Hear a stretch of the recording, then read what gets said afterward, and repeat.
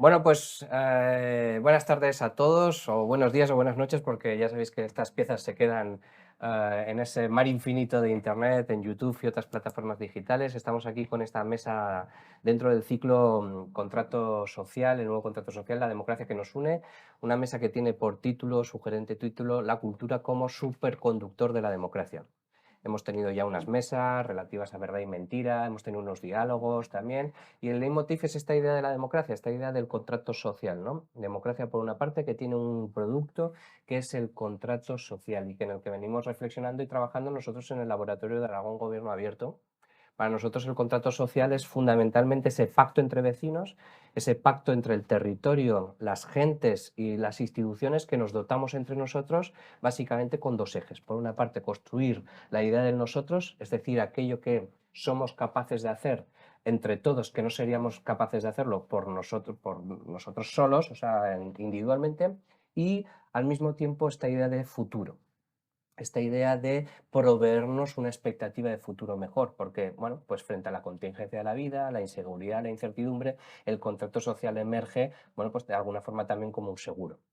Am, y ahí la cultura tiene mucho que decir, y eso es el motivo por el que estamos lanzando hoy esta mesa. La cultura para nosotros es más allá de esa idea de mensaje, emisor y receptor, ¿no? Sobre todo es plataforma, ¿no? Ese elemento que es transversal a todo lo que acontece en nuestra sociedad, y por eso le hemos dado esta idea de superconductor. Cultura también como parte constitutiva y constituyente, ¿no? De la propia democracia. Nos interesa cómo hace argamasa, cómo no hay democracia sin cultura y sin cultura no hay democracia, ¿no? Y cultura, por supuesto, como elemento crítico, ¿no? Como plataforma desde la que replantearnos las cosas, desde las que declarar lo inacabado y lo ilimitado, ¿no? Desde la cultura es imposible que veamos el final de un proyecto, porque cuando lleguemos a ese final, un poco como el horizonte del mar, ya estaremos, la cultura siempre está mirando al siguiente, ¿no? El horizonte nunca termina, nunca tiene fin. Y eso es un poco el contexto en el que hoy nos movemos, ¿no? La cultura también como goce, como don, como productora de contextualidad social. Y yo quiero abrir la primera pregunta con estos cuatro excelentes ponentes que tenemos hoy, que voy a presentar, con esta idea de cómo definiríamos hoy la relación entre cultura y democracia.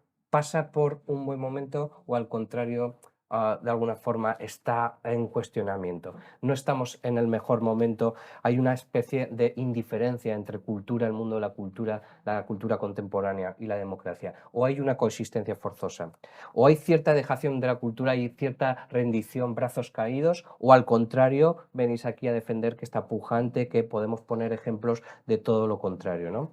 Hay una incomprensión mutua o un distanciamiento calculado. Y tenemos para eso a cuatro, como decía, ponentes increíbles. Tenemos a Miguel Ángel de la Galería ADN, galerista señero y, en fin, vanguardista y referente en el sector. Tenemos a Rosa Martínez, en fin, seguramente la comisaria que más kilómetros tiene de nuestro país, que se ha hecho todas las bienales, ha hecho doble check en todas las bienales, pero además, en fin, no de forma pasiva, sino siendo protagonista de la misma. Tenemos a Concha Jerez, referente indiscutible del arte conceptual español y una pionera, además de lo tecnológico digital, y además muy activa en esta idea de cuestionamiento de, en fin, de los medios de comunicación y el propio sistema. Y tenemos a José Luis Pérez Pon, que está liderando uno de los proyectos más innovadores del ámbito cultural, que es el Centro de Cultura Contemporánea del Carmen, que está haciendo las cosas muy bien y que desde hace unos pocos años, bueno, pues está funcionando realmente bien. Y os lanzo esa pregunta: relación entre democracia y cultura. Venga, José Luis, empieza, arranca tú si quieres. Bueno, yo realmente me dedico a la cultura porque tengo el convencimiento de que es una herramienta de transformación social.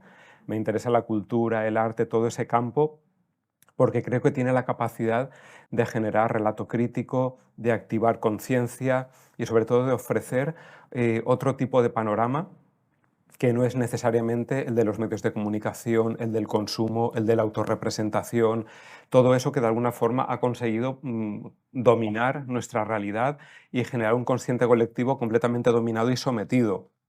Creo que la cultura es una herramienta de empoderamiento personal y colectivo y yo me dedico a eso con ese convencimiento. partiendo de que empecé dedicándome a esto como estudiante de Derecho y que luego años más tarde hice un doctorado en Bellas Artes, pero entre medias realmente lo que descubrí fue la pasión de lo que puede significar y para lo que puede servir realmente la cultura. O sea, yo tengo el convencimiento y en esa línea de trabajo es en la que funcionamos desde el Centre del Carme Cultura Contemporánea en Valencia, de que la cultura es un agitador de conciencia y de sociedad. Y en estos años de trabajo, llevo ya casi 7 años al frente de la institución a través de una convocatoria pública, lo que he descubierto con alegría es que en la ciudadanía hay hambre de cultura. Que aunque durante mucho tiempo se nos había dicho que a la gente no le interesa la cultura, que la gente no va a museos, que la gente no tiene interés en todo esto, realmente es falso. Son ideas que nos han querido meter para dirigirnos como borreguitos hacia otros terrenos donde somos más rentables.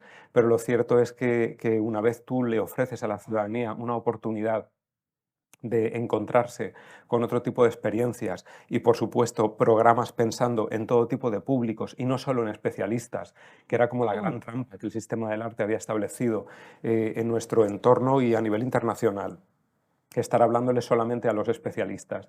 Nosotros estamos trabajando por y para la ciudadanía, lo cual no degrada el mensaje ni el valor artístico de la programación que llevamos a cabo, pero sí que es inclusiva, diversa, potente y sobre todo está diseñada, porque al final detrás de todo esto hay un diseño, porque lo interesante del diseño es que sea invisible, que no se vea. Hay un diseño para que las cosas lleguen a las personas y las personas están respondiendo. Y en el caso del Centre del Carme en Valencia, hemos pasado de 71.000 visitantes el primer año que llegué a 319.000 en 2022, de los cuales además un 44% tienen menos de 30 años. Lo que quiere decir que la cultura tiene una potencia y que es fundamental la función que puede cumplir a nivel social y, por supuesto, es una herramienta política. Y no hablo de herramienta partidista, hablo de política, que es una cosa mucho más amplia y que tenemos que tener todos claro que política hacemos todas y todos, cada día, cuando vamos al supermercado, cuando elegimos un detergente u otro, es decir, todo eso son decisiones políticas de consumo doméstico o de cualquier otra índole. Muchísimas gracias, José Luis. Muy interesante ese concepto de cultura para la transformación social. Concha.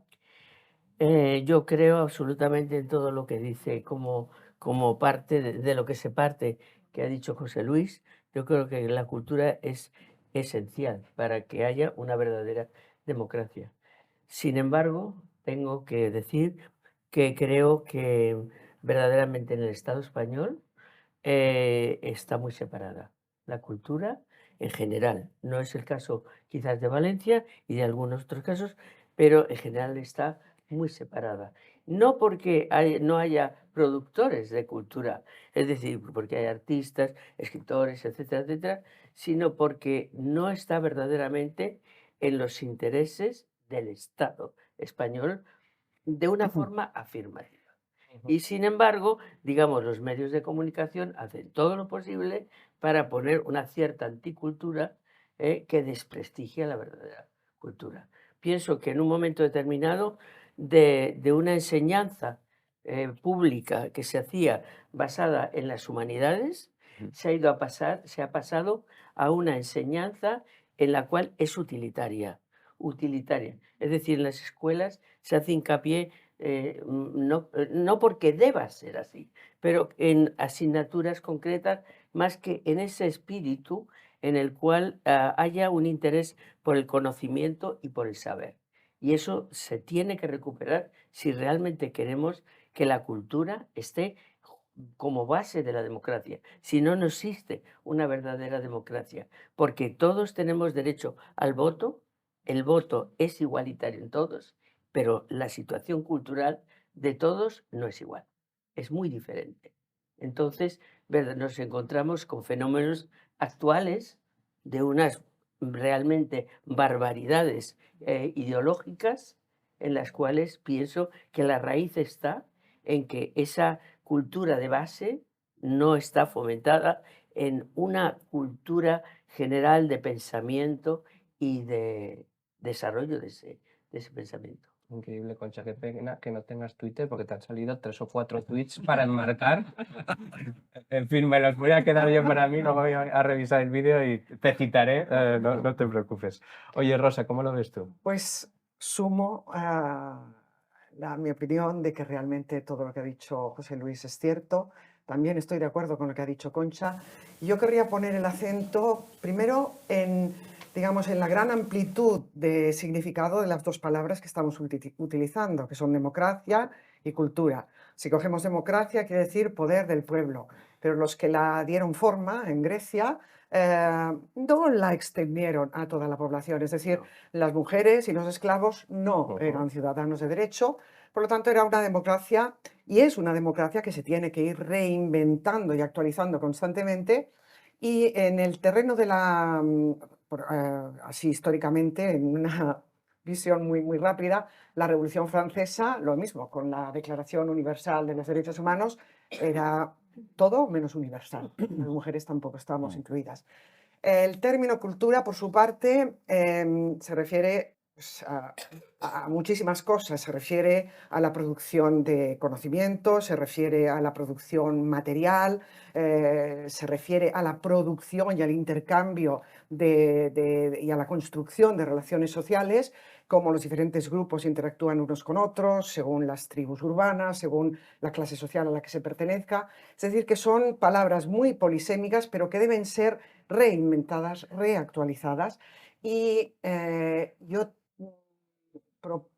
propongo, voy a hacer un cambio del título que te he sugerido de la conferencia. Me parece... Entonces, en vez de titularlo así, yo voy a querer después, cuando entremos en debate, titularlo en relación a estas reflexiones que he hecho de cómo las mujeres hemos estado excluidas, el feminismo como superproductor de democracia. Me encanta. Me encanta, me encanta. Eso creo que ya lo trabaja Engels y tal, la idea de la reproducción que no está en la teoría económica y que las feministas, ¿verdad?, reivindicáis. Así que me parece muy bien. Nosotros además somos un laboratorio que co-creamos políticas públicas y hackeamos la institución, con lo cual si vienes aquí a hackear la mesa y a coproducir la mesa, yo estoy encantado porque forma parte de nuestro Si ahora ADN. te llama así, hackear, Sí. adopto la nueva terminología, pero digamos que yo soy de las feministas antiguas, de la antigua acción política, y también quiero ser muy abierta porque, como os explicaba antes en la comida, he sido recientemente abuela y me parece que el tema de la transmisión de nuevos valores, de nuevas visiones de la igualdad es fundamental en las nuevas democracias que seamos capaces de crear. Qué bonito, Rosa, muchísimas gracias. Miguel Ángel. Pues nada, obviamente suscribirlo todo. Sí que me gustaría puntualizar que el problema que tenemos, creo que más claro a día de hoy, es que la cultura como tal está abducida por la lógica de la industria cultural. Es decir, de alguna forma se nos mide, se nos mira a base de, o a través de indicadores, de cuadros de mandos, y es muy difícil porque el impacto que cada hecho cultural, que cada fenómeno cultural, que cada idea, sea una obra artística, sea un teatro, sea una novela, una obra de teatro, sea una novela, etc., nos impacta a todos de forma singular. Y yo creo que ese es el poder de la cultura. Si de verdad entendiésemos que esa es la misión del hecho cultural, tal vez tendríamos las audiencias que está generando José Luis en Valencia, tal vez las galerías, como en mi caso la mía, estaríamos más visitadas. Es decir, que el rol de la cultura es central, lo tenemos claro. Que tenemos que desvincularlo de según qué indicadores uniformizantes, no solo me parece claro, sino es que o lo hacemos o realmente nos estamos cepillando, nos estamos cargando la cultura como tal. Porque es verdad que al final tendemos a identificar cultura con identidades, ¿no? Y la identidad cultural no existe como tal. La vamos construyendo a medida que crecemos, a medida que nos alimentamos, a medida que interactuamos, ¿no? El laboratorio es un ejemplo claro, ¿no? Y se trata de eso. A mí me parece que tenemos que, de alguna forma, pensar en nosotros sin que eso, o sea, desindividualizar el gesto cultural sin que eso implique que la apuesta sea por la uniformidad. Es decir, tenemos que ofrecer una cultura productos culturales, si me permitís, o prácticas culturales que realmente nos ayuden a ser nosotros mismos, cada uno de nosotros, ¿no? Y este es el problema que tenemos, que hace mucho tiempo que, digamos, los gestores de reparto económico, los poderes, nos están midiendo con una lupa que no es la que nos toca, que no es la que nos tocaría. Y mientras no consigamos romper esa lógica, mientras se nos intente siempre medir según qué indicadores de éxito de audiencia, de visitas de impactos en redes, de visitas a las exposiciones, de comparaciones con industrias mucho más poderosas, vamos a perder. Estoy muy de acuerdo contigo. Yo también, en fin, estoy cansado, ¿no? Es un discurso que tiene años, el de las industrias culturales, pero que hace como 10 años como que se puso muy de moda. Sí, sí. Básicamente intentar pasar por el recetario de, en fin, de la gestión económica y de la eficiencia económica al paradigma de la cultura, que es como churras y merinas, ¿no? Y porque además la cultura tiene que ver con los intangibles, ¿no? Muchas veces, con cosas que no se pueden medir Correcto. y que si se miden es que lo estás haciendo mal, ¿no? Porque efectivamente... Mira, hay otra idea que destilaba de alguna forma Rosa, de inacabamiento, ¿no? De limitación. Nosotros decimos que aquí que celebramos la democracia declarándola inacabada, ¿no? Y el otro día, bueno, en fin, está esta frase famosa de Wittgenstein de que los límites de mi mundo son los límites del lenguaje. Y yo os quiero atribuir esa capacidad, ¿no? De construir, de ensanchar los límites, ¿no? Porque estamos construyendo un mundo y viene la cultura, viene Arco, o viene el CCCC, o viene la Bienal, ¿no? Y de repente ampliáis el perímetro del mundo en el que podemos pensar y sobre el que podemos actuar. Y eso también refuerza la idea de lo posible, de la democracia, del contrato social. Os voy a ir haciendo unas preguntas así como más de francotirador a cada uno de vosotros. Voy a empezar con Rosa, ya que me quiso hackear la mesa. Ya os decía, ¿no? Que, bueno, en fin, Rosa, entre otras muchas cosas, ha sido la comisaria de la Bienal de Venecia. La primera mujer de la historia que ha sido comisaria de la Bienal de Venecia, que no es poco, es un título ya que como que abre muchas puertas, ¿no? Pero sobre todo, si veis su currículum, en fin, ha recorrido como todas las bienales importantes del mundo y ha sido protagonista de muchas de ellas, con lo cual tiene una atalaya privilegiada desde la que explicar e interpretar lo contemporáneo.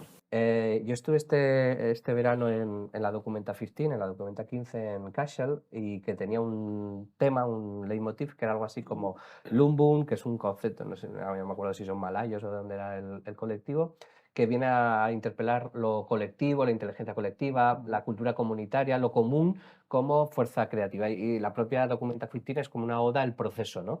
Los que veníamos buscando obras nos quedamos contrariados porque vimos más procesos, ¿no? Es como un gran proceso de registro y archivo. Pero con el paso de las semanas y los meses, ya desde este verano, he pensado que, bueno, a lo mejor el objetivo no estaba mal planteado y que quizá lo habían conseguido en tanto en cuanto, aunque a mí no me sorprendía porque venía de ese mundo de lo colectivo, pero al espectador medio sí. Y justo te leí hace poco una cosa que escribías de algo así como Bienal de Venecia. de la Bienal de Venecia como laboratorio de futuro, ¿no? Sí. Que me pareció muy bonito porque nos conectaba como con nuestro trabajo. Y entonces, y con esa reflexión que yo hacía de la Documenta en Kassel, pensaba en esta idea que tú, no pensaba, me la das tú, o sea, quiero decir, no es mía, es tuya, ¿no? De el arte y la cultura como laboratorio de futuro, como prefigurador de futuro, como esa capacidad que tenéis, los que os dedicáis a la cultura, de rescatar porciones del futuro, que es una cosa abstracta y que es intangible, y de repente presentarla y hacerla localizable y meterla en la agenda, meterla en el presente, ¿no?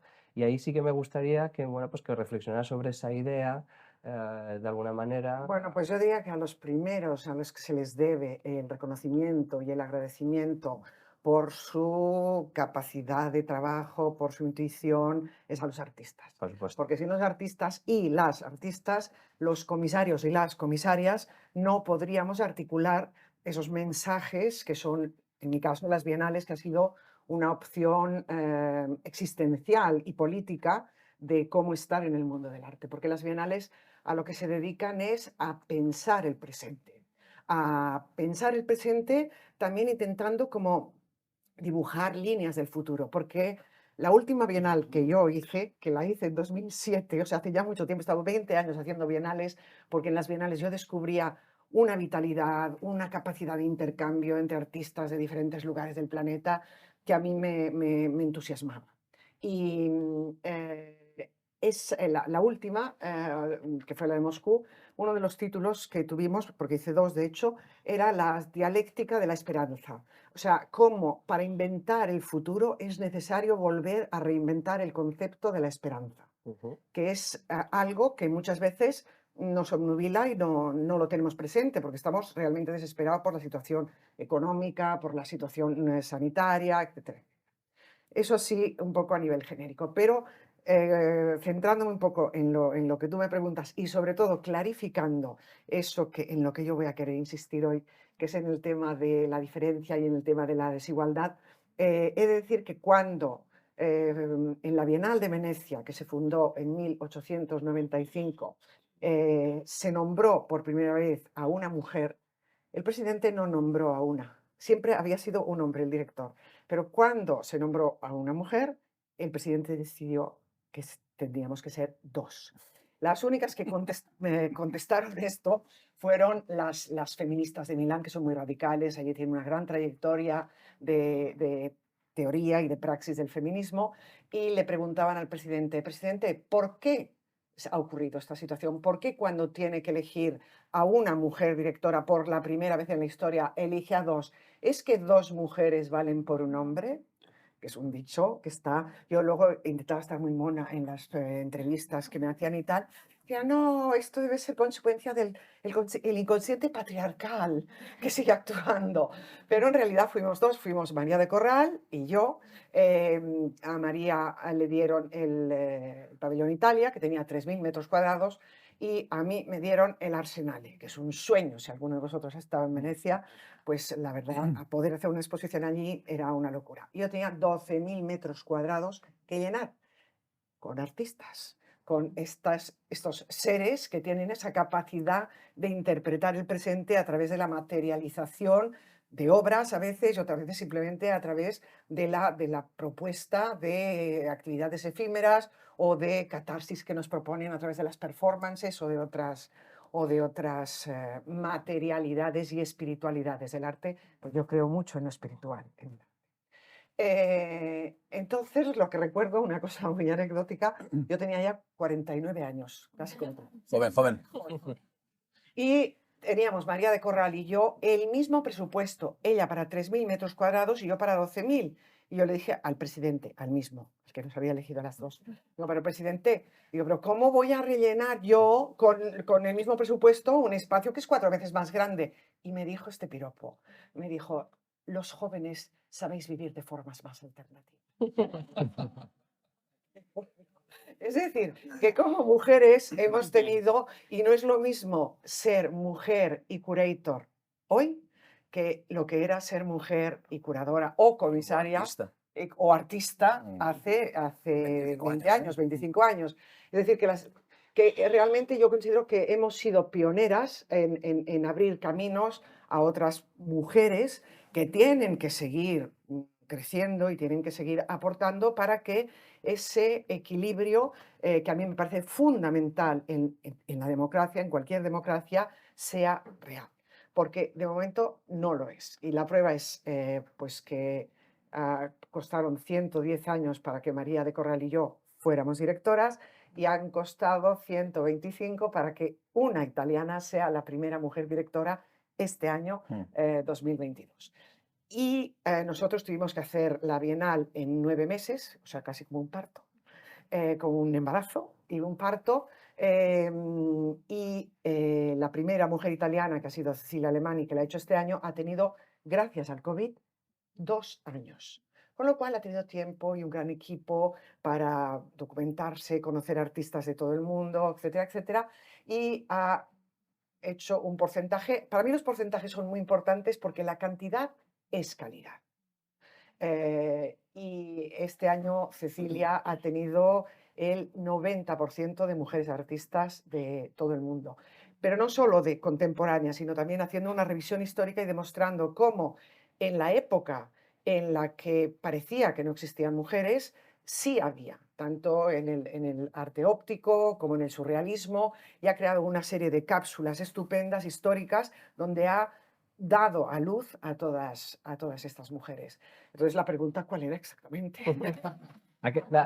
Está respondida como reflexión. Oye, qué trayectoria más fuera de lo común. Lo único común que tienes, Rosa, es el nombre, ¿no? Rosa Martínez, porque lo demás ya estás encargado tú de desbordar tu nombre, ¿no? Decía, a mí me pusieron un nombre común, yo voy a tener una trayectoria fuera de lo común, ¿no? El tema, aunque no se lo crea nadie, es que yo no lo he decidido. Es decir, que yo creo que existen fuerzas que te llevan por un camino, porque yo lo que quería era ser filóloga y no pude hacerlo porque no había hecho latín en aquella época antigua, y entonces en vez de estudiar filología me metí a historia del arte y, digamos, las derivas del destino me han llevado por ahí Maravilloso. y me han hecho conocer lugares pues como Sao Paulo, Moscú, Estambul, Venecia, y eso me ha dado una perspectiva realmente privilegiada. Yo siento mucha envidia por los pioneros, porque hoy en día está todo como mucho más, Mucho más trillado. la tectónica está mucho más cerrada y esa posibilidad de, bueno, pues de abrir terreno me Me siento parece... envidia a Miguel Ángel por su nieto.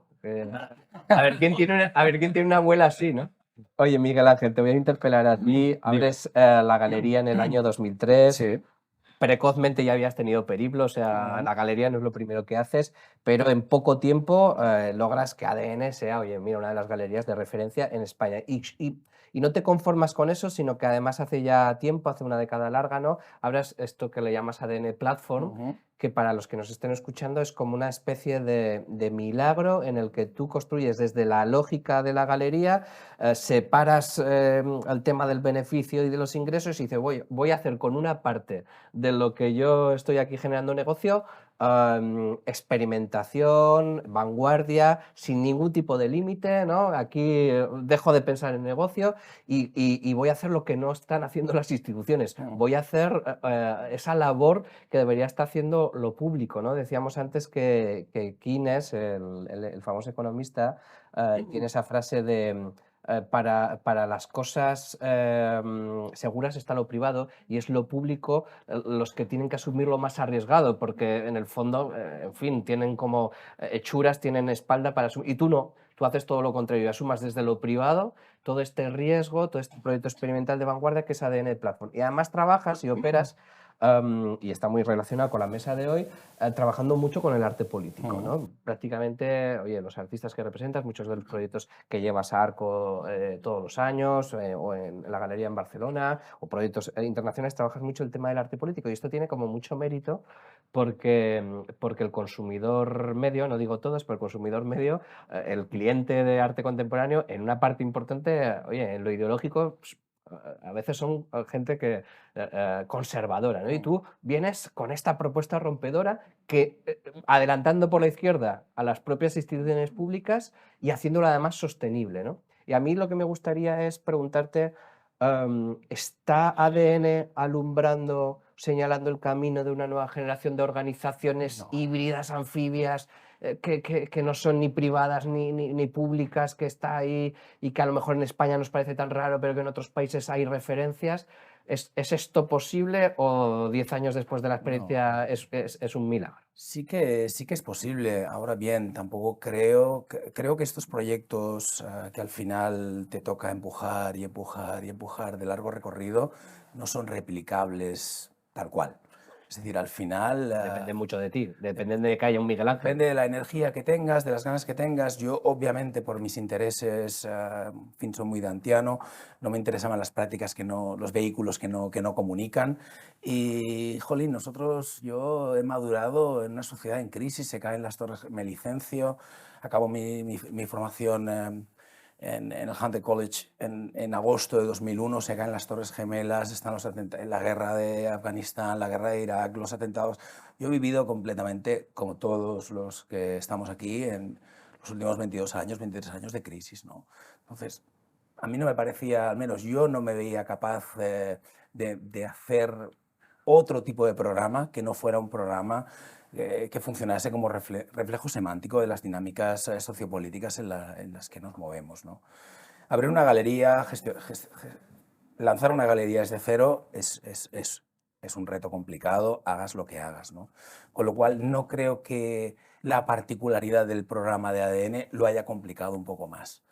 Es cierto que los 4 o 5 primeros años de una galería es básicamente inversión, en mi caso inversión física, capital humano, porque no había dinero.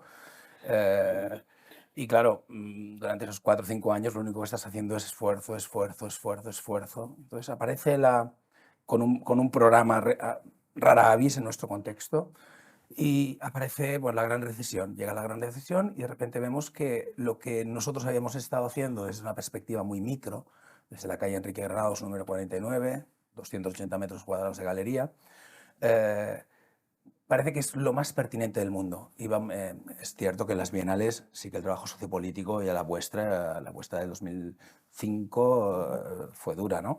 Pero es cierto que las instituciones no estaban programando ese tipo de trabajo hasta que nos golpea la gran recesión en el año 2008, 2009, 2010, y donde yo creo que ya no podíamos mirar a otro lado. No podíamos seguir ensimismados, intentando buscar los ecos en las prácticas conceptuales de los 60 y los 70, es decir, nos tocaba empezar a mirarnos nosotros mismos porque el problema, el tsunami estaba llegando y aquí está, ¿no? Entonces, coincidió eso, tuve un golpe de suerte a pesar de la distopia contemporánea en la que me tocó madurar, que realmente lo que yo había estado trabajando, tú trabajaste con Santiago Cirujeda en la Bienal de Moscú, yo arranqué la galería con él, es decir, todo esas prácticas que no tenían cabida ni en las colecciones privadas, ni casi en las colecciones públicas, al menos en el contexto catalán, donde estábamos muy cautivos de los conceptualismos catalanes, del antifranquismo de los 70, pues de golpe es pertinente. Entonces, todo el sufrimiento que haya llevado de 2004 a 2008, de alguna manera no es que se facilite, porque el trabajo que hacemos es un trabajo de empujar y empujar constantemente, sí que se me empiezan a abrir otro tipo de puertas, ¿no? Entonces cuesta un poquito más en casa, pero recuerdo las primeras visitas a museos, a FRACs en Francia, museos en Bélgica, museos en Holanda, algún viaje a Suecia, donde realmente sí, me siento cómodo y empiezo a ver que el trabajo que estamos haciendo está generando recursos significativos para una galería, en fin, pequeña, con un equipo de 5 personas, un proyecto pequeñito. Empieza a ser afluente el proyecto. Y esto coincide con que aquí la gran recesión realmente en España nos golpea en el 11 y en el 12 y vemos que, al menos en el ámbito catalán, que es el que yo conozco más, todas las convocatorias de ayudas, los concursos, bueno, pues todo eso empieza a caerse, ¿no? Y claro, yo me siento, precisamente por el relato que estoy generando de la galería, era casi imposible que yo también no mirase ahí y entonces dedico de destinar una galería, pues como cualquier otro tipo de negocio, si consigues un 15% de margen, 10-15% de margen, bravo, ¿no? Pues decido que un tercio de los recursos ociosos que estaba generando tendrían que volver a caer en el sistema, pero no el propio sistema de la galería, que ahí es donde caen todos, vía producciones, vías anticipo de recursos para que los artistas puedan hacer residencias fuera, financiación de adquisición, porque Concha lo debe saber mejor que nadie, cobras tarde, mal y nunca, ¿no? En esto del mundo del arte. Y pues aparte de todo eso, digo, pues un tercio de los recursos ociosos que genero tienen que revertir en el sistema. Claro, esto no quiero decir que fuera... Claro, yo sabía que iba a tener retorno. Yo sabía que un acto de generosidad, yo vengo de una familia humilde y sabía que un acto de generosidad con el contexto siempre tiene retorno, ¿no? Y fue maravilloso, fue abrir Platform en 2013 y empezar a recibir, bueno, comisarios importantes de mi generación que querían participar en esta fiesta, con unos recursos bastante pequeños, ¿no? Empiezan a fijarse algunas instituciones, empiezan a fijarse otros coleccionistas que no nos querían, bueno, que no pasaban por la galería, ¿no? Por las prácticas friccionales que estábamos defendiendo. No erais cómodos, sí. No éramos cómodos, muy contestatarios, poco macarras a veces, muy punkis, y pues todo eso empieza a tener sentido. Y sí, a día de hoy es una bendición. En 2015 puedo adquirir otro espacio paralelo a Platform y montamos Factory para producciones. Esto tampoco es gratuito porque me permite tener acceso a obras importantes de otros artistas que no, de otra manera no podía tener acceso, pero claro, cuando les dices te lo produzco todo, en fin, dame la idea, yo te la hago, pues...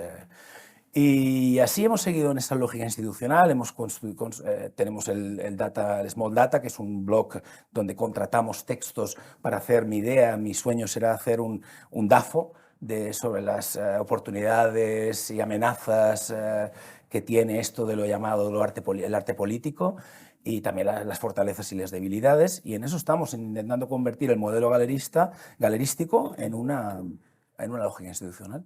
Qué bueno, tiene muchísimo valor, la verdad que sí, Miguel Ángel, lo que os seguimos con mucha admiración, ¿no? Porque me parece que hacerlo desde lo público tiene mérito, pero al final tienes recursos que te hablan, pero hacerlo desde el ámbito privado como que tiene todavía más épica, ¿no? Como decía Rosa, todo esto no sería posible sin los artistas, ¿no? Estamos aquí hablando y tal, pero aquí en esta mesa ¿no? Hay que poner el foco en Rosa, o sea, en Rosa, perdón, en Concha, que es la artista que tenemos hoy aquí, que como decía al principio es pionera del arte conceptual y que empieza también, es una de las primeras en España que empieza a utilizar tecnología en el arte, que hoy, bueno, pues evidentemente es ya casi hegemónico, pero, bueno, si no hegemónico, pero sí que protagonista, y que ella, bueno, pues una de las primeras que empieza a hacer esos pinitos, y que además lleva el arte conceptual y trabaja mucho lo instalativo y por lo tanto crea escenas, crea escenarios, y esto de los escenarios nos lleva a la idea de futuros, ¿no? De esos laboratorios futuros de los que habla Rosa y que nosotros trabajamos desde otro paradigma, que es más el diseño de las políticas públicas en el laboratorio, pero tú creas escenas, instalaciones que te teletransportan al futuro o teletransportan a otros universos, que pueden ser el futuro o no, y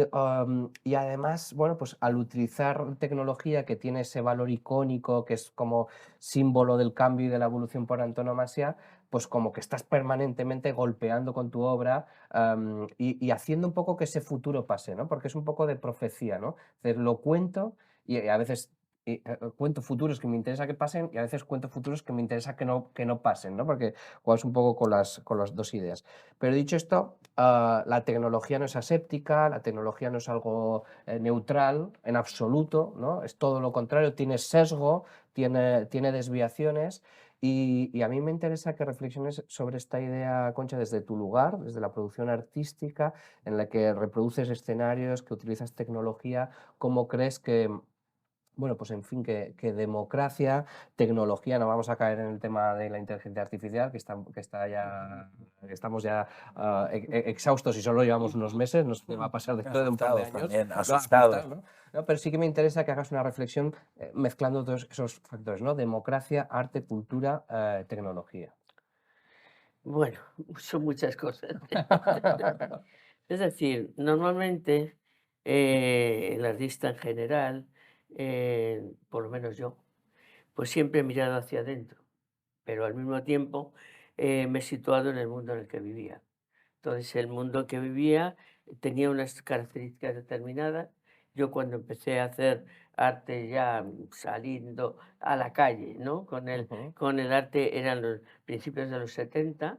Que también eres Era, una de las eh, primeras del performance en era España. bueno, en principio era claro, era la época franquista y evidentemente pues era inevitable el enfrentarse a lo que sucedía, ¿no? Entonces, por una parte, pues sí que en esos momentos sí que había claramente mi arte era un arte absolutamente político, a mi manera, ¿eh? Siempre he odiado el arte político carroñero, siempre lo he odiado. Eso lo vas a tener que definir. Sí, sí, sí, el que usa cosas políticas simplemente para un beneficio, un beneficio que claramente se va a tener, Ujú. pero no es por una necesidad profunda, porque piense que lo que se hace tiene que existir. Como las camisetas Sí, feministas de una famosa marca española, por sí. ejemplo. Bueno, el oportunismo, ¿no? Sí. Oportunismo, ¿eh? Es oportunismo. Entonces, digamos que en mi trabajo yo empecé, digamos, a utilizar, es decir, yo empecé en el año 75 decidí no vender mi obra y lo mantuve 10 años.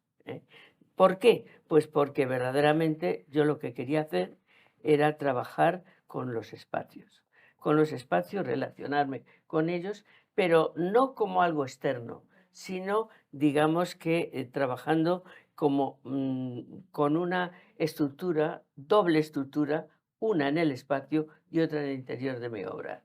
Es decir, y eso me ha interesado enormemente durante toda mi producción y sigue interesándome el lugar donde estoy, es decir, qué ha pasado en ese lugar, que ese lugar ha sido espectador de qué, por ejemplo. ¿eh? Em, y entonces, digamos que la poética o relato o lo que queramos llamar, ahora está más de moda relato, ciertamente es el relato que yo, es mi relación de mi interior con eso. Pero son como dos vías independientes que se juntan, el relato exterior y el relato interior. Entonces, dentro de eso, tú decías, es decir, me parece que había una doble pregunta en la cual decías, por una parte, sí, provocando, decías, futuros que sucedan o alertando de los que no sucedan. Sí, yo he trabajado realmente en las dos líneas. No tanto digamos, hacer cosas pensando en un futuro que sucede, pero sí en una imaginación de futuro, de cosas que a lo mejor se habían olvidado y que yo quería ponerlas en primer término.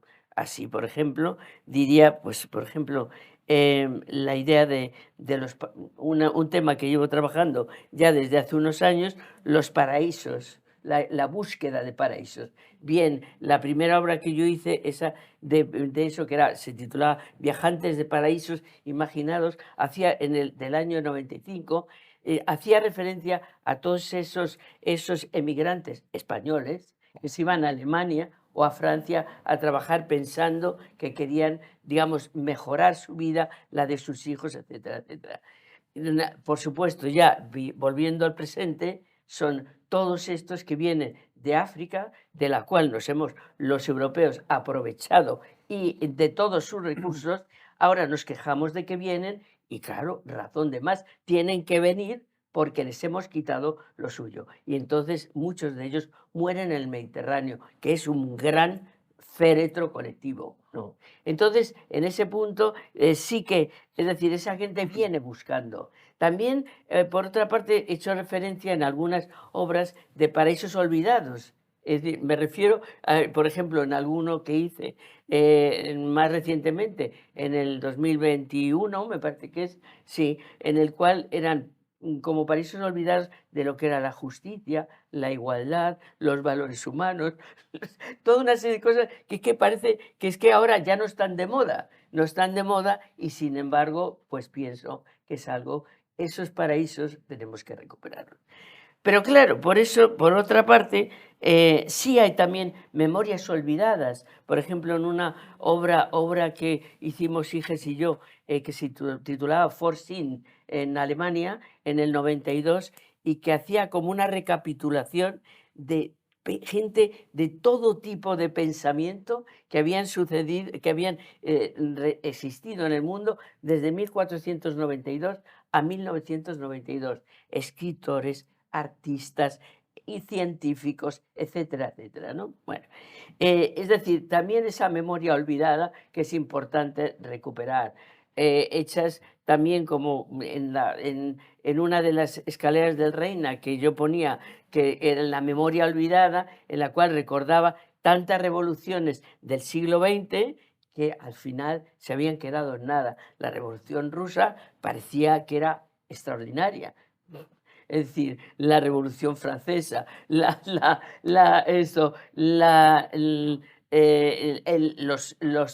año 68, es decir, tanto la Revolución Cubana, tantas cosas que en un momento era algo extraordinario y que después pues han resultado como han resultado.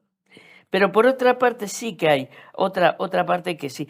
Y una cosa de la cual no quiero dejar de hablar, y es el proyecto que yo también hice a partir del 2001, que era el paisaje de palabras, precisamente utilizando en mis instalaciones el sonido de los poetas diciendo su propia poesía sin ninguna musiquita, por cierto, cosa que me costó mucho trabajo, porque no sé por qué a los poetas les tienen que poner el pianito o la guitarrita, porque con su voz, cuando oyes la voz de una Rosario Castellanos, de una Gabriela Mistral, de tantos poetas, que era maravilloso porque leían desde la creación interna, pero del convencimiento de lo que habían hecho. Bueno, pues aparte de todas esas cosas que para mí son cosas más hacia el futuro y que se tienen que recuperar de alguna forma, bueno, pues sí que hay también las cosas que quiero que no vuelvan a suceder. Desde el trabajo que yo hice en el año 75, que se titulaba Fusilados esta mañana, en la cual fue el último juicio del franquismo, en el cual se vitoreaba que había habido unanimidad en la condena. Eso no se debe de poder producir de nuevo. Pero no solo eso, sino todo ese fenómeno de la autocensura que me persigue desde el año 74, en que empecé a hacer mis escritos ilegibles autocensurados, y que no puedo desprenderme de ello porque no solo no se ha reducido, sino que se ha ampliado. Es decir, ahora mismo no solo hay cuestiones políticas, sino cuestiones sociales sobre las cuales no podemos hablar. Cuestiones incluso de género, que si uno, que si el otro, que si el de más allá. Es decir, no podemos decir a veces a nuestros más allegados lo que pensamos porque no la cargamos. Así de claro. Bueno, y así sucesivamente. Tienes tanta autoridad que se me hace casi imposible cortarte, ¿no? Entonces, me vas a tener que ayudar con esto. Paro. Sí. Bueno, pues No, así. simplemente, digamos, añadir algún ejemplo más. Por ejemplo, las utopías rotas. Es otro tema que yo he trabajado mucho y que, en fin, alguna cosa más. Por ejemplo, una obra que hicimos en el año 2000, Iges y yo, que se titulaba Net Ópera. Y en la Net Ópera, que era una obra interactiva, una instalación, era todo, el contenido era horrores de todo el mundo, lo que sale en esa obra. En fin, y un poco, y no digamos ya la última que hice en Reina Sofía, de la memoria silenciada, en la cual aparecían testimonios de mujeres que habían estado en las cárceles franquistas y que decían lo que habían padecido, y también algún hombre diciendo claramente las torturas que habían sufrido y por funcionarios que seguían viviendo con sus condecoraciones hasta que se murieron. Una maravilla, Rosa, de todos los ejemplos que nos pones y todas esas. Estoy con Rosa todo el rato, Concha. En fin. OA. OA, efectivamente, sí. Voy a ir ahora a José Luis, que como decía al principio, dirige el Centro de Cultura Contemporánea del Carmen, que es un espacio que está haciendo las cosas muy bien, y entre otras cosas porque se ha desbordado a sí mismo y ha abierto las famosas paredes del museo, ¿no? Esas paredes que nos hacen tanto daño del modelo decimonónico, y que hay tantos museos y tantos centros culturales que todavía no han aprendido a derribar, que no han aprendido a abrir, y que vosotros, bueno, pues de alguna forma con un modelo en fin, rompedor, conjugando un equilibrio difícil que es entre lo abierto y lo riguroso, entre la coherencia y la pluralidad, entre la consistencia y lo heterodoxo. Estáis dando que hablar, ¿no? Para muy bien. Ya lo has dicho tú, has triplicado el número de visitas, pero además que estáis conectando muy bien con ese público tan difícil, esa audiencia tan difícil que son la gente joven. Y además lo habéis hecho en poco tiempo y con pocos recursos, ¿no? Y nosotros en el Lab aquí trabajamos con este modelo del hexágono, que son básicamente 6 vectores: abrir, mezclar, agilizar, prototipar, colaborar y digitalizar, y creo que el Centro Cultural que diriges, el Centro del Carmen, los cumple todos, ¿no?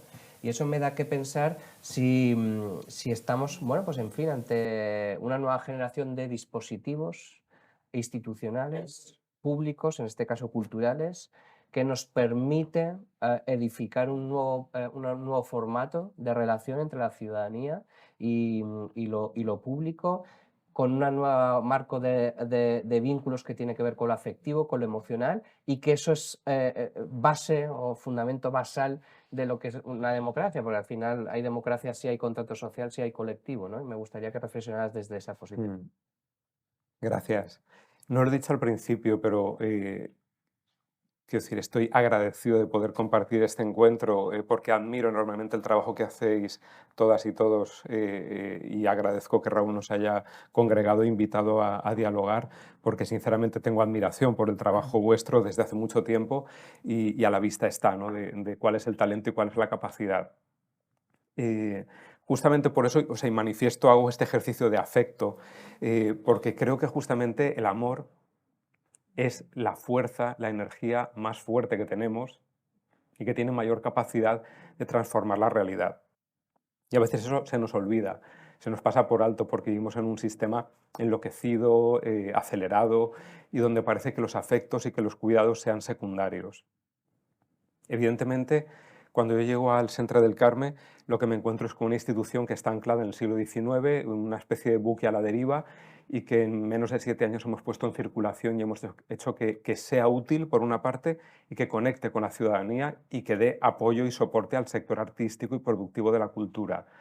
Eso lo hemos hecho tejiendo redes, siendo receptivos, rompiendo con esas barreras, ¿no?, que sitúan a la institución por encima del bien y del mal, acercándonos y abriéndonos a todo tipo de experiencias, siendo receptivos en la escucha, pero sobre todo teniendo claro que el amor es fundamental, que de verdad que es algo esencial, que eso que no se ve es lo que de verdad está haciendo que se transforme el funcionamiento de esta institución y lo que transforma finalmente el mundo y las relaciones de las personas. Cuando somos capaces de comunicarnos de otra forma, cuando nos bajamos de ese pedestal de ego, vanidad, soberbia, ira, envidia, celos, todo eso está a nuestro alrededor en la sociedad en la que vivimos, lo ha estado a lo largo de la historia siempre y está muy presente además en el mundo de la cultura y del arte. Y yo creo que eso, desmontar ese tipo de relaciones que terminan siendo tóxicas en lo personal y en lo colectivo, y plantear un modelo de institución en el que mi reto era no solamente cambiar la programación, que eso se hace en un cuarto de hora. Lo complicado es cambiar un modelo de institución cultural. Y el trabajo en el que yo me he embarcado y con el que me presenté a la dirección de esta institución fue con un modelo de gestión que lo que plantea es resetear la institución, repensarla desde otros parámetros más abiertos, más accesibles, donde, como os decía al principio, todos los públicos y todas las personas tienen algo que decir y que aportar. Trabajamos con programas, no solamente con exposiciones, también con programas que se abren a personas mayores, a bebés de 0 a 3 años. Tenemos un espacio, el Espai de Telles, que es un espacio para bebés de 0 a 3 años, en el que de esa forma estamos abriendo la puerta de la institución cultural a las familias que terminan estando habitualmente excluidas porque un bebé molesta directamente en un museo. Un bebé es un ciudadano de pleno derecho y tiene que tener un lugar y un espacio y tiene que ser recibido y abrazado, sobre todo porque yo estoy convencido de que crecer y desarrollarte desde tus primeros años de vida en un entorno museístico, cultural, patrimonial, te cambia la vida, estoy seguro. Porque si a mí, no tan pequeño, leer un libro, ver una película, visitar una exposición o ver un espectáculo teatral me ha cambiado la forma de ver el mundo, me ha abierto ventanas de oportunidad, capacidades, ha activado en mi cerebro capacidades que estaban dormidas. Estoy convencido por eso y por eso trabajo en cultura y me dedico a esto, de que la cultura tiene esa capacidad de mejorar la vida de las personas, de activar nuestra capacidad crítica y de hacernos más fuertes, más libres, más independientes y por lo tanto menos maleables. Coincido con lo que decía antes Concha, ¿no? esa especie de ataque, ¿no?, de resurgimiento de pensamientos populistas y antiguos que de repente vienen a situarse como si fuera una renovación de algo, cuando lo que vienen es a representar un retroceso, una involución, y que nos van a empujar si llegan a un lugar no deseado por el que generaciones han trabajado y se han dejado la vida para que podamos estar hoy pudiendo ser quienes somos, pudiendo ser libres, pudiendo manifestar nuestra identidad sexual, religiosa, de género o de cualquier tipo, con libertad, con respeto, con convivencia. Finalmente, sin diversidad, sin igualdad y sin libertad no hay posibilidad de una sociedad evolucionada, no hay posibilidad de democracia y no hay posibilidad de avance ni de nada, desde mi punto de vista. Entonces, el trabajo que hacemos desde el Centre del Carme en Valencia es plantear una institución que es un punto de encuentro. Para mí era importante que una institución museística fuera un espacio de vida cotidiana, que se rompiera esa relación hegemónica, ¿no?, de la institución a la que tienes que ir con reverencia. No, somos todos iguales y todos tenemos capacidades y todos tenemos cosas que aportar y que decir. Y lo que hemos reforzado muchísimo en estos años es el trabajo en el ámbito de educación y mediación. De hecho, hemos puesto en marcha un máster de educación y mediación a través del arte, junto con la Universidad de Valencia, que llevamos ya 5 ediciones, que está sirviendo para regenerar esos procesos en los que vamos más allá de la didáctica del arte para hacer que las audiencias sean parte de la construcción del relato, que no sean espectadores pasivos que llegan a visitar un espacio o una exposición, sino que formen parte de ese relato y que aporten algo a todo eso. Qué bonito, José Luis, esta idea de la cultura como forma de amor, ¿no? Nos has dejado todas, has generado aquí un ambiente, vamos, que está La de... bondad es muy importante. Total, Muy importante. total, está casi de canción lenta y de... Vamos un pelín tensionados de tiempo, nos vamos a saltar la tercera ronda y vamos a ir a la cuarta, pero igualmente ahora ya sí que, bueno, pues dedicamos estos minutos finales a ideas flashes, a matizarnos, o a cosas que dijo, en fin, José Luis, o que le interesó a Concha, o a Rosa, o a Miguel Ángel, y también al público, directamente. Así abrimos ya un micrófono para preguntas, no incisos, porque tenemos muy poquito tiempo, pero bueno, abrimos así como un espacio más anárquico, más punky, que diría Miguel Ángel, y veo que quieres Sí, arrancarte yo por un ahí. poco para concluir con lo que arrancaba, ¿no?, de esa lógica neoliberal que no aplica a la cultura, ¿no? Y aprovechando esos futuros posibles y esos futuros evitables que nos plantea Concha, pues eso, decir que están muy lejos de los futuros predecibles, que son los de la racionalidad neoliberal y en los que la bondad y el amor pues no tienen mucho espacio. Esto va a sonar un poco, falta el violín, ¿no?, como decías, pero es verdad, yo cada vez que avanzo más y cada vez que trabajo más me doy cuenta que al final es muy importante que nos cuidemos y que la única manera de realmente sentar un poco, de ejemplarizar un poco, es a través de la generosidad y la bondad. Entonces, pues con esto quería acabar.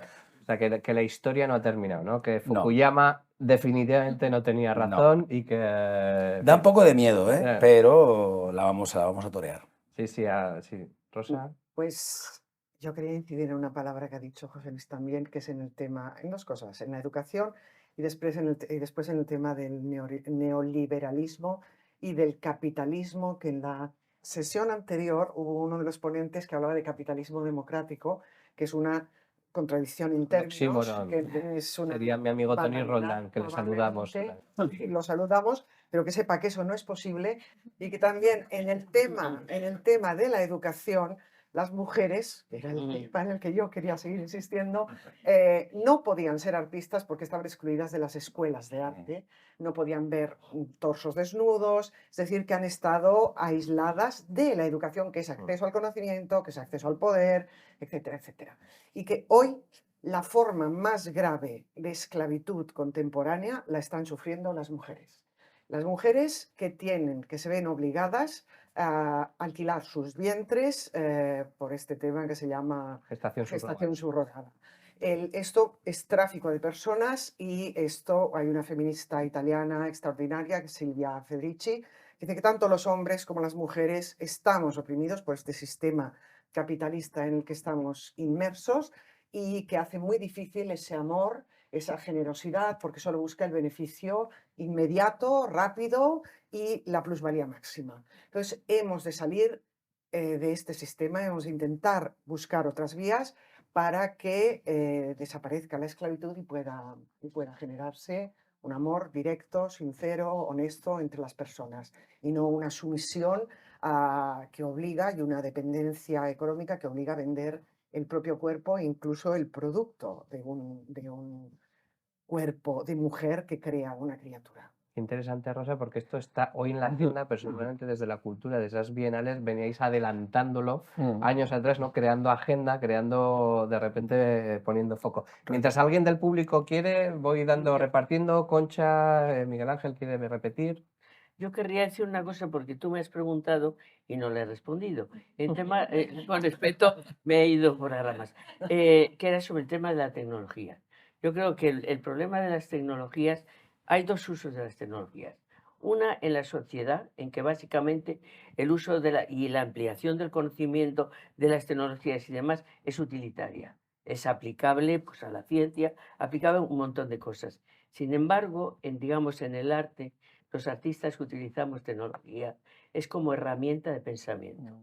Es decir, que no surge, no vamos a la tecnología por la tecnología misma, sino que es necesario para el desarrollo de nuestro pensamiento el utilizar la herramienta tecnológica. Y otra cosa que yo quería decir es que, digamos, algo que quizás en la presentación dije un poco, pero hacer hincapié en que yo creo que en ese cambio en la educación, entre esa educación humanista a la otra, digamos, a esta es decir, técnica y de objetivos concretos, es decir, habría que retomar, cambiar el sistema educativo y verdaderamente lo mismo que en los centros, digamos, en las instituciones, debe haber, digamos, esa apertura desde pequeños, pero en las escuelas tiene que volver a haber, digamos, digamos, asignaturas pedagógicas en relación con la creatividad y con la creación. Porque además, lo que no sé por qué se han metido en la cabeza los tecnócratas de que haciendo solamente tecnocracia se resolvían los problemas. No, es que si tú no fomentas la creatividad, no habrá creatividad ni ya no solo en el arte, en la ciencia, porque siempre tienes que partir de hipótesis en la literatura, en todo necesitas esa creatividad, en la abogacía también, en todo hace falta. Y entonces yo creo que habría que dar una vuelta a los sistemas educativos y volver, digamos, a recuperar ese aspecto. Me gusta mucho porque nosotros trabajamos mucho ahí. Bueno, pues ahora sí, público, lanzaros con vuestras preguntas. Tenemos una por ahí. Con micrófono para que entre en el audio, si nos importa. Mi pregunta es la siguiente. Cuando hablamos de democracia, creo que incluimos a toda la población. Cuando hablamos de contrato social, creo que incluimos a toda la población. ¿Creéis que cuando hablamos de cultura estamos incluyendo a toda la población? Mira, ¿quién se...? Bueno, yo me animo, es decir, voy a ser el polemista aquí un poco.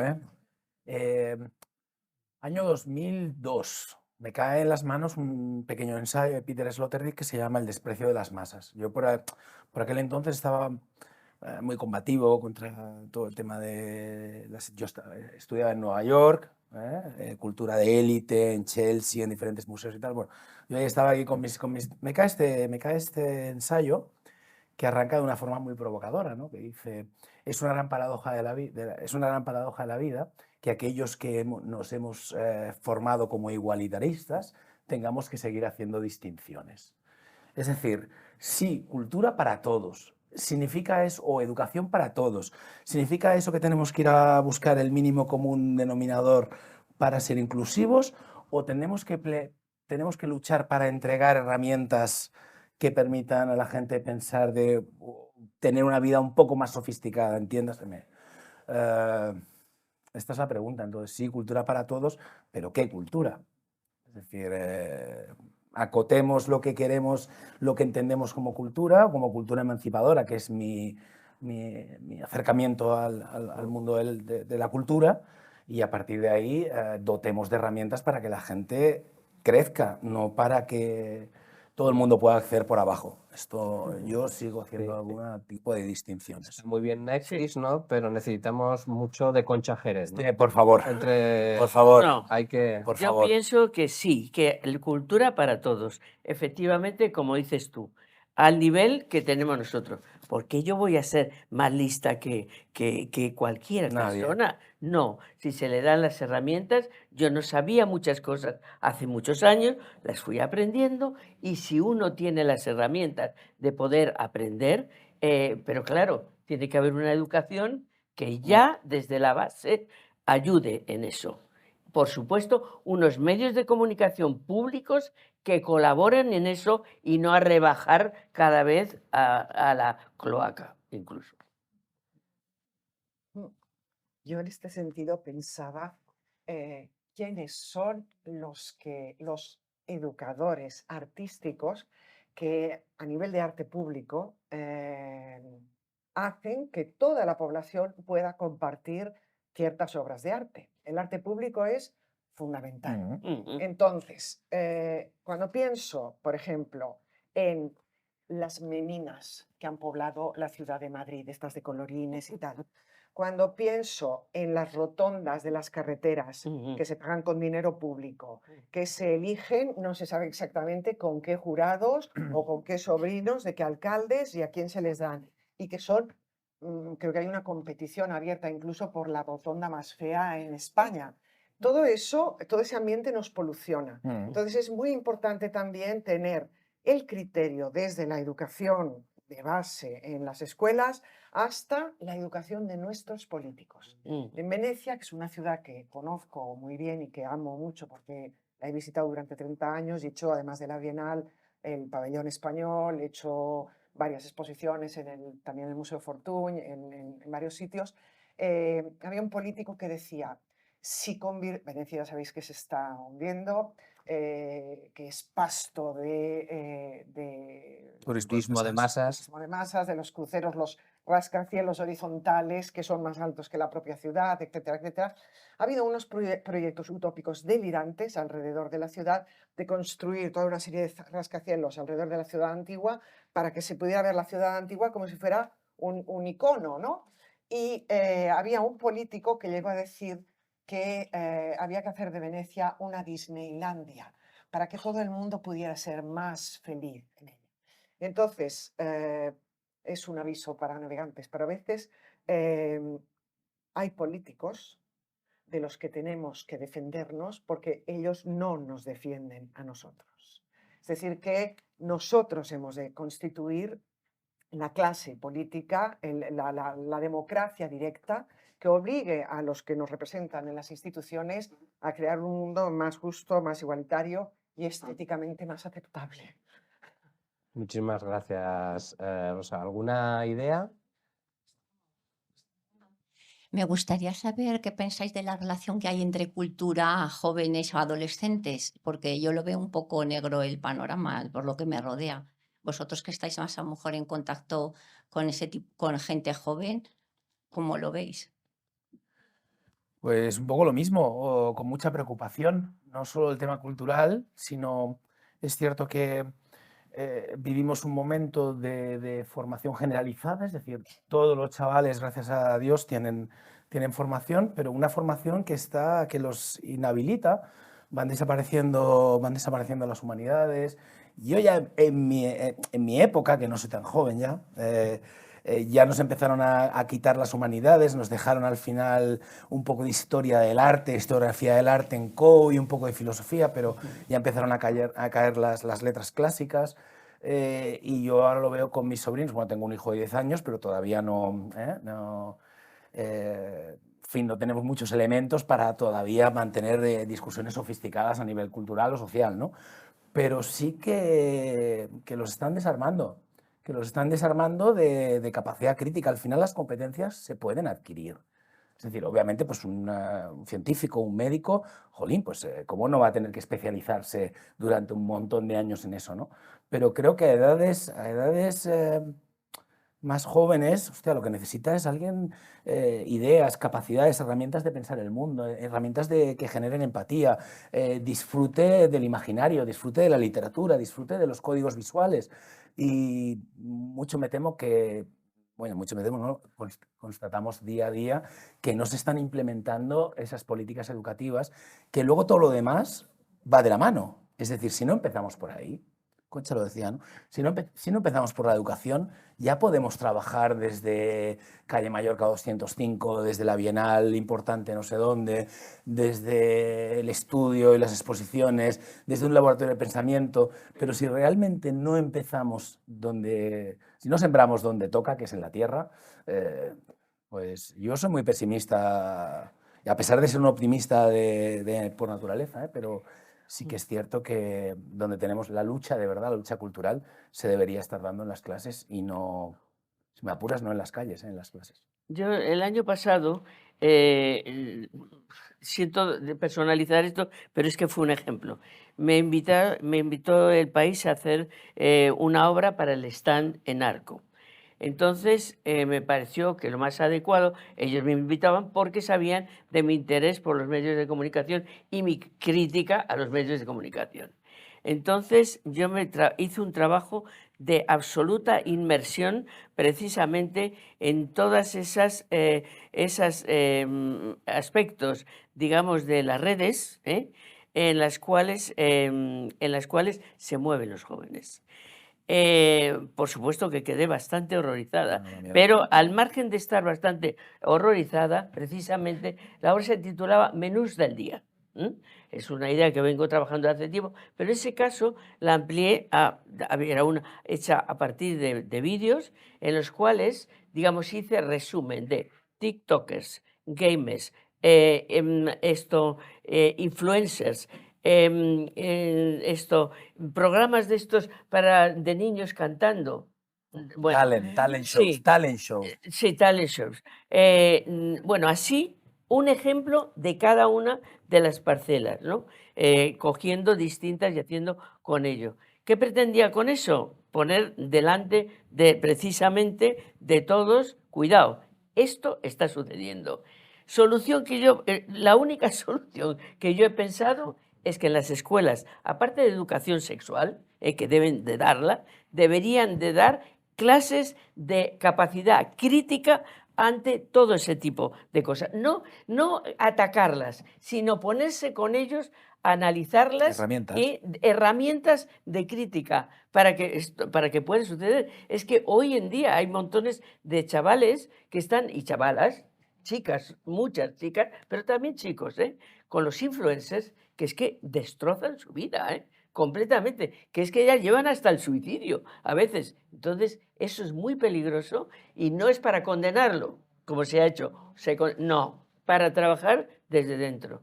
Muchísimas gracias. Lo vamos a dejar aquí, vamos a dejar un epílogo de 30 segundos, no más, por si queréis alguna idea que ha quedado final. Rosa, empezamos. Rosa, dale, va. A mí no me gustan los finales, me gustan los principios, Sí. estar siempre creando de nuevo. No me atrevería a sacar una conclusión, sino que, bueno, lo que he dicho antes, de que todos hemos de incrementar nuestra conciencia política del mundo en el que vivimos y nuestra capacidad crítica y también nuestra capacidad de goce y de intercambio amoroso con las obras que los artistas críticos, inteligentes, políticos y sensuales nos ofrecen y nos proponen para vivir en un mundo mejor, que nos lo merecemos. José Luis, última intervención. A ver, durante mucho tiempo se nos ha dicho y se nos sigue diciendo que el cambio no es posible, que las cosas son inmóviles, que es todo muy difícil, que nada se puede cambiar.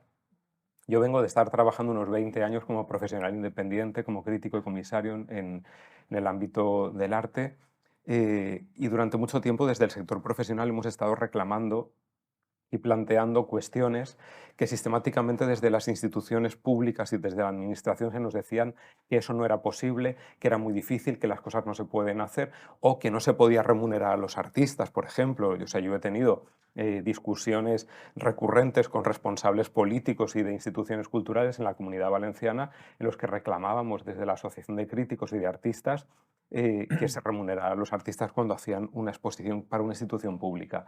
Esto era como un imposible. Perdón, de repente la vida me da la oportunidad de estar al frente de una institución cultural, de la misma, justamente de la que habíamos estado reclamando que tomara cartas en ese asunto y que era imposible, y de repente todo es posible. Es decir, porque no hay nada realmente que impida que esa realidad suceda. No hay nada que impida que los artistas reciban una remuneración, que firmen un contrato, que se reconozcan sus derechos, que se firme un contrato de producción, etcétera, etcétera. Todo eso se puede hacer, es legal y está dentro de lo correcto y de lo posible y de lo necesario. Porque, como bien decía Rosa, los artistas son la piedra angular del sistema del arte. Sin artistas sobramos todo lo demás. Entonces, si no somos capaces de cuidar a la base del sistema, el resto está de más. Entonces, simplemente decir que el presente creo que es el territorio en el que tenemos que trabajar, que el futuro está muy bien, que hay que proyectarlo, pero el futuro no llega nunca y nunca vamos a ver el futuro, porque el futuro es mañana, el futuro es esta noche, el futuro es otro momento que no es hoy.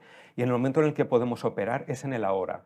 Y por lo tanto trabajemos en el ahora, actuemos en el ahora, intervingamos en el ahora de una forma activa, eficaz, intensa, contundente y con la capacidad de transformación, porque esa transformación que generemos en el presente se proyectará al futuro y generará cambios en el futuro, pero tenemos que intervenir ahora porque es el presente lo que podemos dominar. Muchísimas gracias, José Luis. Lo vamos a dejar, Sí. para dejar un poquito. Hay dos tipos de gestores públicos: los que piensan que solo puede hacerse lo que dice la ley que puede hacerse, y los que, como José Luis o yo mismo, pensamos que se puede hacer todo lo que no diga la ley que está prohibido, que es infinito y es mucho más amplio, ¿no? Pues nada, un footnote muy, muy rápido es que todo eso es cultura. Ya. A seguir trabajando. Cierto. Concha, ¿lo No dejamos ahí? añado nada. Pues muchísimas gracias, hasta aquí ha llegado.